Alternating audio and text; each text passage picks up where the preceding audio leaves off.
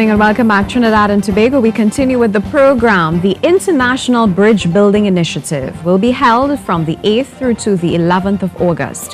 Here to tell us about this amazing initiative is Pastor Clive Dotton. Good morning and welcome. Delighted to be here. Well, this is a fantabulous thing. It's another first. We just came from a first just now, and I compliment the young man who is in search of the supermodel. Yes. And I heard you almost qualified all around. But anyhow, this is another international program. It's the first in the history of the globe, I believe, especially in terms of building bridges, in terms of where communities are very diverse and very challenged. So it's very diverse and very challenged. So it starts on Wednesday night, and the Minister of Culture and Community Development and the Arts, she's taking a special role in this program. She's been like our bridge to the political directorate, Dr. Nian Gatsby Dolly. So I want to thank her and the Prime Minister's office in a special way. Its permanent secretary, Mr. Sweet, and also I think is Mrs. Drakes. Want to compliment her a whole lot.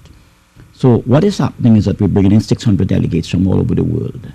So we have the Caribbean, we have Latin America, we have Cuba, we have Haiti, Panama, Nicaragua, Mexico.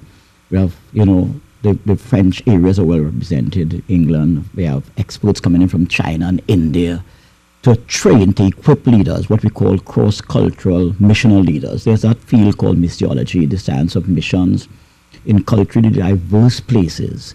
So we are in the process right now. For the past, 8 years, we had pilot projects throughout the Caribbean, for example. So we in areas in terms of embracing diversity, and I think it's an excellent opportunity. We fought hard. I was telling the immigration department, we would thank the chief immigration officer too, because as I said, we have people coming from Haiti. We have a missionary in Bonaire, and she's Chinese, and she has a U.S. visa. So it is a challenge for us to run it too, because you're talking about 600 delegates approximately from 54 countries coming in here at the University of the Southern Caribbean. And these Life Hope Centers relate to the challenges of the community. I want to thank, especially the Southeast Port of Spain Church, who has been very active even before this program began, and the Laventille SDA Church of the Laventille Foundation, because we're involved in home repair, building homes also. We have homework centers.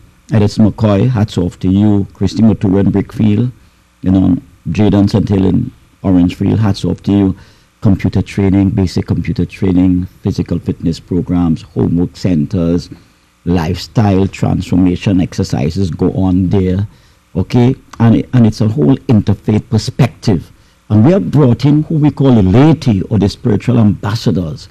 So they will be exposed to what is called top-of-the-line cross-cultural training and how you manage diversity, how you appreciate people's dress, their religion, that is sometimes a cause of certain level of disharmony and dysfunction within communities.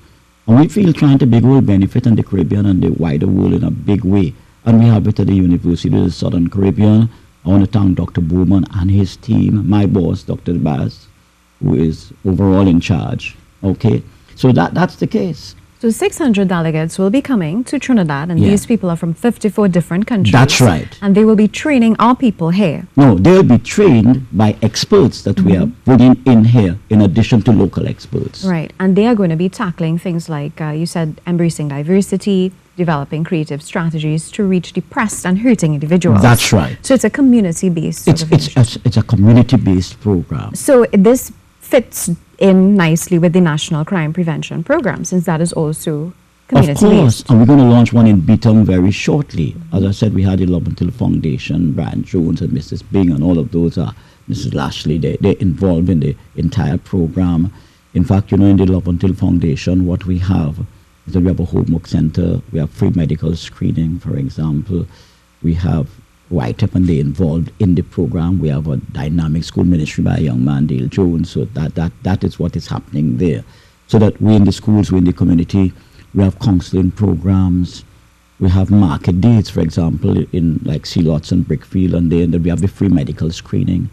And we look at the youth. We have, we promote the New Start program, of course.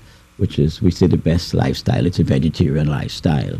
And youth who are troubled, youth who need to be referred to rehabilitation centers, for example, we have that program also. We also do a significant amount of AIDS counseling and rebuilding of families. So that is what is going on. And then we have the spiritual component where we have our lay leaders, who we call the spiritual ambassadors, who go into communities and they encourage people to exercise faith in God. And a big part of the program is the issue of rebuilding and reintegrating families using what is called the FIT program, the Family Intervention Therapy Program.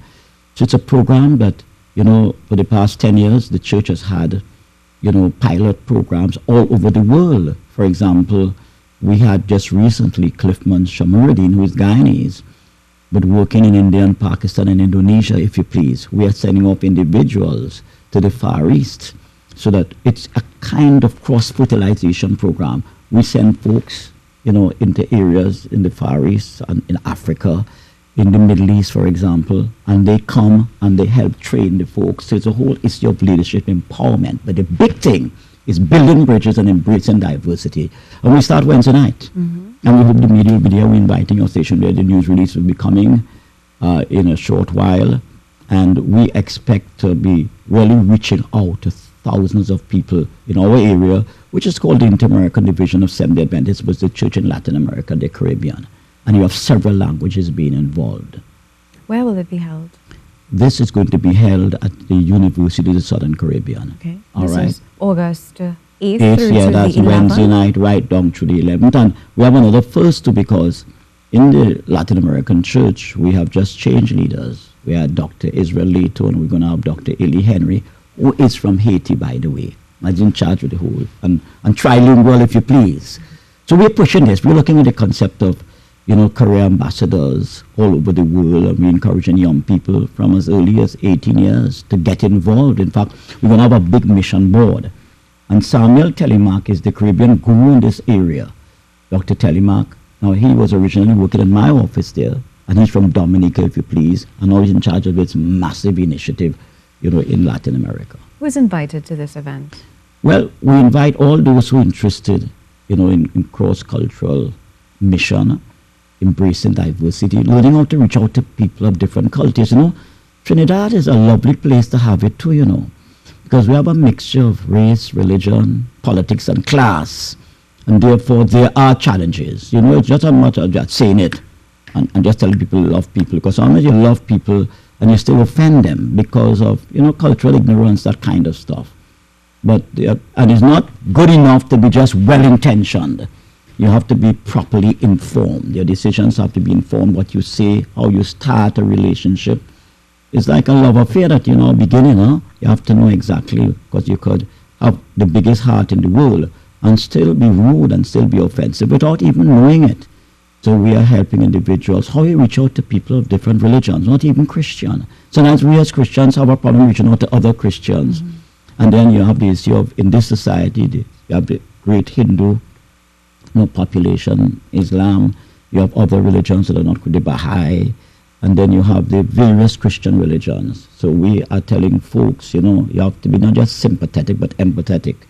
You have to understand what turns on people in a different culture, what you do. For example, we have been telling people, you just don't go into a home if they are children alone. In some cultures, the parents have to be there.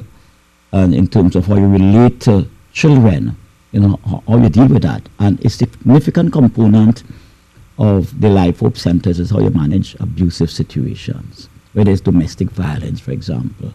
What you do when that is reported to you, how you relate to the family, how you relate to the law, how you relate to the entire community.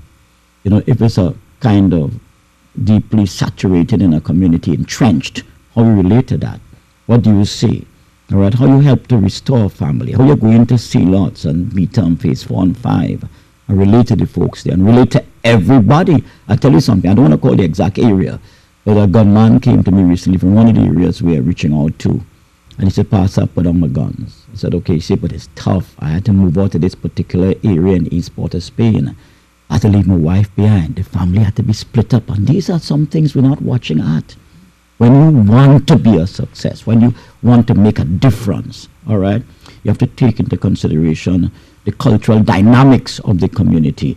what pushes the community, sometimes what sustains the community. That is a very important thing. And it just I'm telling them, serve God. All right, pray, and that's it. You have to help them find a home.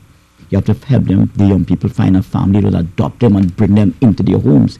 You have to do a significant amount of school ministry because our schools have been penetrated by, the local mafia tour. So you have to be able to get in there. Or you do to PTAs, for example. How you establish a base in a community and they're convinced that you love them and you are there for them and you want to see the entire community develop cross-culturally. Wonderful. What are your closing comments at this time? My closing comments is that Trinidad and Tobago, we want to wish you all the best. We want to invite everybody, those who are in NGOs, for example, those who have to operate in culturally diverse communities. We want to invite you to come. And there must be hope for Trinidad and Tobago. I want to take this opportunity to wish the new Commissioner of Police all the best.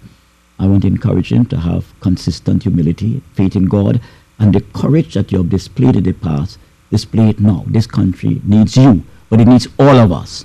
And I want to encourage the police service to have effective teamwork and rally around the leader, and not just him, but the other leaders, the first division, the second division. You have to resist in Trinidad. Being politically compromised is always a challenge. But with faith in God and commitment to excellence, I believe Gary Griffith will be a tremendous success. Thank you so much, Pastor Clive Doughton. God bless you. We've been chatting about the International Bridge Building Initiative to be held at the University of the Southern Caribbean from the 8th through to the 11th of August. But we now take you to our travel weather forecast.